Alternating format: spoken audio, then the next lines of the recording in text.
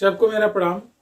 आज हम सब लोग विचार से कैसे चरित्र का परिवर्तन कर सकते हैं, कैसे किसी के स्वभाव का परिवर्तन कर सकते हैं, कैसे किसी के भाग्य का परिवर्तन कर सकते हैं, इसके बारे में थोड़ा सा सोचेंगे। अक्सर हम लोग होता है कि किसी से मिलते हैं और अगर उससे हमारे विचार नहीं मिलते हैं, उसको ठीक करने के लिए उसको अनुशासन में लाने का प्रयास करते हैं और देखते हैं कि चीजें उल्टी होती जा रही हैं। इससे समस्या सुलझने के बजाय और उलझती ही जा रही है। तो अनुशासन में लाने के बजाय उसके संस्कारों में परिवर्तन का प्रयास करें तो स्वतः ही अनुशासन में आता जाएगा। आप देखते हैं शिक्षक लोग विद्यार्थियों को जब डांटना शुरू करते हैं, उसको सोचते हैं टाइम के पाबंद हो जाएं और ये नहीं देखते कि इसके भीतर क्या संस्कार हैं और कैसे इसे बदला जा सकता है।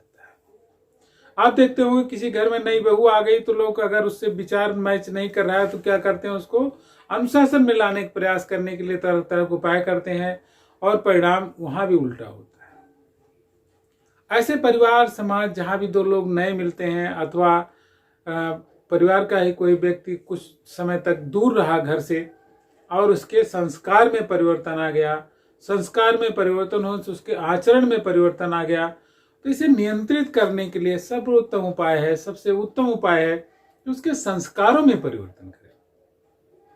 और संस्कार में परिवर्तन कोई एक दिन की बात नहीं होती, घंटों की बात नहीं होती, उसके लिए कई महीनों का समय लगता है।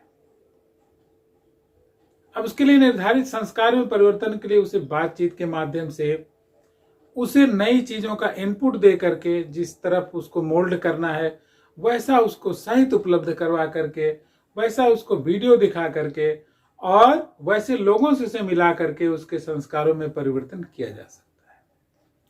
आप देखते होंगे कि जो जिस स्वभाव का है उसी स्वभाव का व्यक्ति हो जाता है।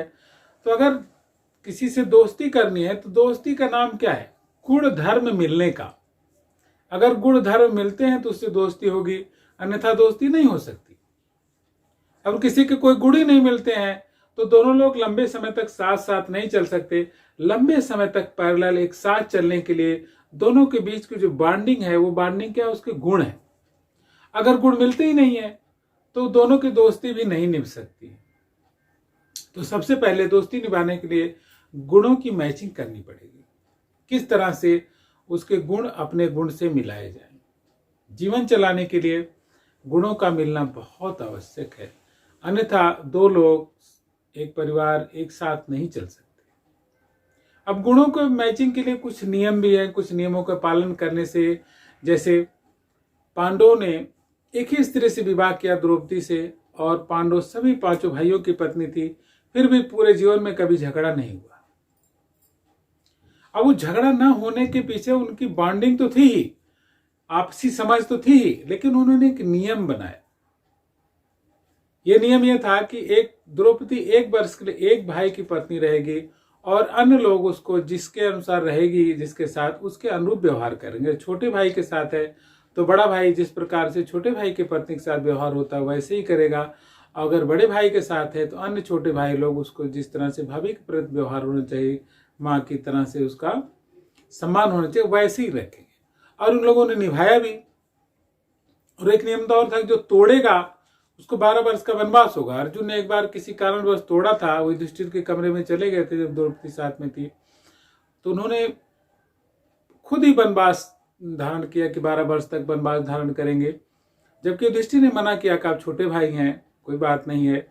लेकिन अर्जुन नहीं माने और 12 वर्ष का वनवास उन्होंने लिया और उसी में संयोगता उनकी शादी सुभद्रा, चित्रांगदा और उलूपियाद से हुई थी उसी समय, उसी वनवास के दौरान। तो उनके लिए तो एक प्लस पॉइंट रहा कि उन्होंने नियम का पालन किया और उनको कुछ उपलब्धियां मिली। लेकिन परिवार चलाने के लिए जो उन्होंने नियम बनाए थे वो भी बहुत अच्छे थे। तो हमारा समाज और हमारा देश अगर कुछ नियमों का पालन करता है, कुछ नियमों में आबद्ध रहता है, तो उससे समाज के लिए फायदा होता है, परिवार के लिए फायदा होता है। तो हम सबको भी परिवार चलाने के लिए कुछ नियमों का पालन करना चाहिए और उन नियमों के पालन से हमारा परिवार और समाज अच्छा हो सकता है, दाम्पत्य जीवन भी अच्छा हो सकता है और विद्यार्थी जीवन भी अच्छा हो सकता है, गुरु और शिष्य के रिश्ते भी अच्छे हो सकते हैं अगर हम नियमों का पालन करेंगे और आपसी समझदारी रखेंगे। तो मुझे पक्का विश्वास है कि आपका ये हमारा उपदेश आपको पसंद आया होगा, ये वीडियो पसंद आया होगा। ये हमारी इस उपदेश नहीं, एक सलाह है, एक निर्देशन है जिसे हम समाज के लिए देना चाह रहे हैं। तो इसी के साथ सबको